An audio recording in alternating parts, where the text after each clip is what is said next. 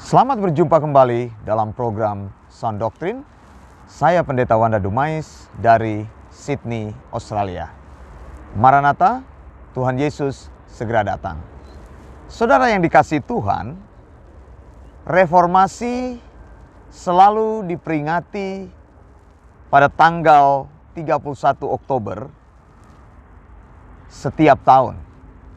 Jadi tanggal 31 Oktober itu diperingati di seluruh dunia sebagai Hari Reformasi Gereja. Karena tanggal tersebut, 31 Oktober tahun 1517, orang yang bernama Martin Luther menuliskan 95 tesis yang menandai Protestan Reformation atau reformasi Protestan. Biasa juga disebut the Reformation of European Reformation, atau biasa disebut the Reformation atau European Reformation. Karena di tanggal tersebut terjadi suatu perubahan yang besar. Pertama kalinya Martin Luther, seorang biarawan Gereja Katolik, menantang kekuasaan otoritas dari papal atau paus. Pada waktu itu paus itu dianggap infallibility, ya, infallible. Saya sudah menyampaikan bahwa hanya Alkitab yang disebut dengan inerrant atau ineransi dan infallible. Konsep ini atau prinsip ini atau doktrin ini harus menjadi doktrin utama dari orang percaya. Bahwa tidak ada manusia, tidak ada kekuasaan yang absolut di muka bumi ini.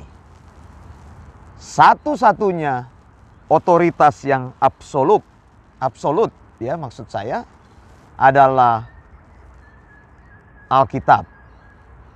Alkitab itu inerrant and infallible. Jadi pada waktu Martin Luther menuliskan 95 tesis dan memakukannya di pintu gereja Wittenberg di Jerman, pada waktu itu terjadi kegaduhan besar. Karena Martin Luther menantang otoritas utama gereja waktu itu dan kekuasaan gereja Roma Katolik. Anda bisa bayangkan gereja waktu itu bersatu dengan negara. Jadi gereja menguasai sistem politik dan sistem agama. Makanya gereja yang benar itu adalah gereja yang terpisah. Gereja tidak boleh menjadi satu dengan negara atau state church. Mengapa? Kalau gereja menjadi satu dengan negara, maka kekuasaan negara yang besar itu akan menekan kebenaran firman Tuhan. Anda bisa tahu bagaimana hasilnya. Kalau kekuasaan politik lebih tinggi daripada kekuasaan firman Tuhan, tadi saya bilang papal infallibility itu, paus menjadi orang yang otoritasnya disetarakan dengan Tuhan, tidak pernah salah, tidak pernah menjadi salah. Infallible itu artinya tidak ada peluang atau kecil apapun bisa menjadi salah. Ya, ineransi artinya tidak pernah salah, infallible artinya tidak mempunyai peluang untuk menjadi salah. Jadi kekuasaan gereja itu harus dipisahkan dengan negara, gereja sendiri, negara sendiri. Saya sudah pernah jelaskan 3 lembaga yang dibentuk oleh Allah. Pertama keluarga, kedua lembaga gereja, ketiga lembaga pemerintah. Lembaga-lembaga ini tidak boleh dicampur menjadi satu. Apa jadinya kalau negara menguasai keluarga? Kan tidak bisa. Apa jadinya kalau gereja menguasai keluarga? Tidak bisa. Semuanya mempunyai otoritasnya tersendiri dan harus ditempatkan pada otoritas yang pas. Nah, saudara yang dikasih Tuhan, jadi gereja yang benar itu gereja yang bersifat lokal, terpisah dari pemerintah. Bukan bersifat sinodal. Gereja lokal, jadi independen, tidak bergantung kepada kekuasaan siapapun. Karena gereja mempublish kebenaran, saya sudah bilang. Mensupported kebenaran dan mendefended kebenaran. Jadi publish itu gereja yang merilis kebenaran, menyampaikan kebenaran, lalu gereja supported supaya kebenaran itu tidak jatuh. Lalu gereja defended terhadap ajaran-ajaran yang sesat. Atau gereja mempertahankan pengajaran gereja berdasarkan sound doctrine. Nah, saudara, sejak 31 Oktober 1517, ketika Martin Luther menempelkan 95 tesis tersebut, maka mulai terjadi movement yang baru, gerakan yang baru. Tahun 1521, Gereja Roma Katolik menjatuhkan putusan bahwa Martin Luther itu bidat atau sesat. Nah, saya mau bilang urusan sesat menyesatkan itu, memberi label sesat itu sudah biasa. Bagi mereka yang tidak setuju pengajaran lain, mereka bisa mencap bidat atau sesat. Pada waktu itu Martin Luther dianggap bidat atau sesat. Tahun 1521 dalam Edict of Worms. Jadi dikeluarkan sebuah dekret 25 Mei 1521 oleh Kaisar Charles V. Nah, ini saya bilang kalau gereja dikuasai oleh politik, maka gereja bisa memakai tangan politik. Saya juga memberitahu kepada saudara, perbedaan-perbedaan pengajaran di zaman itu menyebabkan orang percaya harus masuk penjara, bahkan dibunuh. Nah, ini adalah hal yang biasa di zaman tersebut. Jadi tidak perlu kita melebih-lebihkan.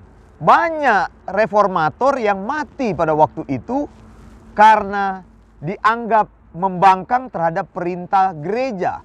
Yang pada waktu itu gereja juga dilambangkan dengan institusi politik. Nah, saudara, tahun 1521 dalam Edict of Worms, tepatnya 25 Mei 1521, ada keputusan dari Kaisar bilang begini, untuk alasan inilah kami melarang setiap orang mulai dari saat ini untuk secara terbuka, baik melalui ucapan atau perbuatan, menerima, mempertahankan, bersikeras atau bersimpati pada ajaran Martin Luther. Sebaliknya, kami menginginkan dia agar ditangkap dan dihukum sebagai bidat yang jahat. Dan dia harus dibawa kepada kami secara pribadi atau diamankan sampai mereka yang bisa menangkap dia memberikan informasi kepada kami, di mana kami memerintahkan dengan cara yang tepat untuk memproses ajaran Luther. Kepada mereka yang membantu dalam penangkapan orang ini akan menerima imbalan yang layak untuk pekerjaan baik mereka. Nah, saudara lihat, tangan-tangan politik menggunakan kekuasaannya untuk menekan pengajaran yang benar. Kalau gereja bersatu dengan sistem politik, maka gereja jangan masuk ke dalam politik. Ini kan aneh, saudara. Banyak hamba Tuhan melayani Tuhan, mereka lebih senang jadi anggota DPR daripada melayani Tuhan. Makanya mencalonkan diri, buru-buru semua untuk jadi pemimpin gereja supaya punya akses ke sistem politik. Tidak seperti itu. Kalau engkau mau jadi pemimpin politik, jadilah politikus yang baik. Tidak usah masuk di gereja. Kalau masuk di gereja, engkau akan menggunakan politik itu untuk kepentinganmu. Maka di gereja terjadilah politik, saudara. Nah, saya sudah bilang di sini, ajaran Luther akhirnya ditekan. Tetapi saudara, Allah yang penuh kasih, yang membawa pemurnian kepada gerejanya akan bekerja terus untuk memurnikan gerejanya dan membangkitkan orang-orang yang berdiri teguh atas kebenaran.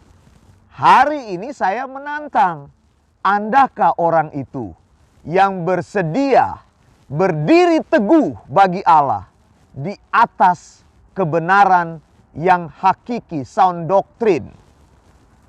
Makanya saudara, gereja itu dibedakan dari ajarannya. Tidak ada persoalan dengan gereja apabila terjadi perbedaan ajaran-ajaran gereja. Gereja tidak bisa dipersatukan. Gerakan oikumene itu tidak alkitabiah, menyatukan gereja. Bagaimana engkau mau menyatukan gereja? Gereja lokal itu adalah gereja yang bersatu di dalam ajaran dan mereka melakukan perjamuan Tuhan bersama. Kalau ada gereja-gereja lain yang berbeda melakukan perjamuan Tuhan yang bersama, perjamuan kudus bersama-sama, itu berarti gerejanya sudah menjadi satu. Ya nggak bisa seperti itu. Ketika edict WOM ini dikeluarkan, maka terjadilah skism, skismatik, atau perpecahan gereja. Nah, saya mau bilang perpecahan gereja itu hal yang biasa. Mengapa? Karena disitulah Tuhan sedang menguji dan memurnikan ajaran pelayanan gereja. Mulai dari 1521 terbentuklah gerakan Lutheran. Orang-orang mulai memisahkan diri dari gereja Katolik dan mulai mempraktekkan atau mensuportit ajaran dari Luther. Ajaran Luther itu apa? Luther membawa satu ajaran yang namanya solus Christus, bahwa Kristus adalah pemimpin utama gereja, hanya Kristus yang tidak pernah salah. Amin. Kalau ada manusia yang dipertuhankan, dianggap otoritasnya besar, tidak pernah salah, ada banyak tuh manusia yang seperti itu kan, sudah dituhankan. Karena dia punya jemaat sudah banyak, semua kata-katanya diaminkan oleh pengikutnya. Nah, waktu itu Martin Luther menantang kekuasaan absolut papal atau paus yang dianggap infallible, tidak pernah salah terhadap gereja. Martin Luther menantang dan mengatakan solus Christus.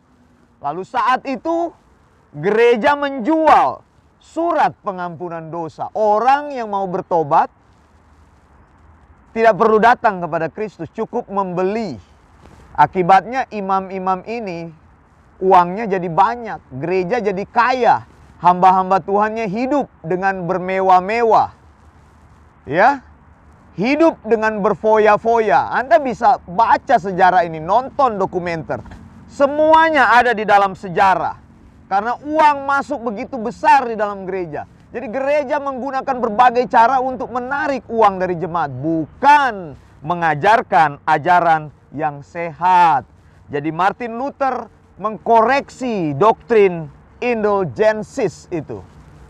Ajaran tentang pengampunan dosa melalui surat, bahwa orang hanya bisa diampuni dosanya hanya karena anugerah Allah.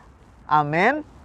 Katakan hal ini, sola gratia, hanya oleh anugerah Allah, by grace alone. Saya, Wanda Dumai, saya diselamatkan karena Allah mengasihi saya. Itu yang namanya agape. Agape dari sisi Allah itu adalah God's favor to human being. Kasih Allah tanpa reserve diberikan kepada manusia. Jadi unmerited favor, bukan karena saya baik, bukan karena saya hebat. Allah pilih saya dan selamatkan saya, sola gratia. Lalu Martin Luther juga katakan keselamatan itu hanya terjadi karena iman saja, sola fide. Tidak ada hubungan dengan melakukan pekerjaan-pekerjaan baik, bersedekah, atau menyakiti diri. Banyak orang itu mau beriman, mereka membuat dirinya susah, berpuasa, mengiris-ngiris dia punya tangan, melakukan hal-hal yang menyakiti diri, berjalan jauh, tinggal di tempat tersendiri. ya buka bajunya di tempat yang dingin, menyakiti diri, tidak seperti itu. Atau melalui sakramen-sakramen gereja. Tidak ada keselamatan di dalam perbuatan baik. Jangan salah saudara. Keselamatan itu Allah berikan sesudah engkau diselamatkan, engkau melakukan perbuatan iman. Tapi perbuatan manusia tidak ada yang bisa menyelamatkan manusia selain Allah semata-mata. Saya sudah sampaikan hal ini, monergistik, bahwa Allah saja yang menyelamatkan hidup kita tanpa kita punya usaha atau bantuan kita. Saya Pendeta Wanda Dumais dari Sydney, Australia. Maranatha, Tuhan Yesus segera datang. Blessings.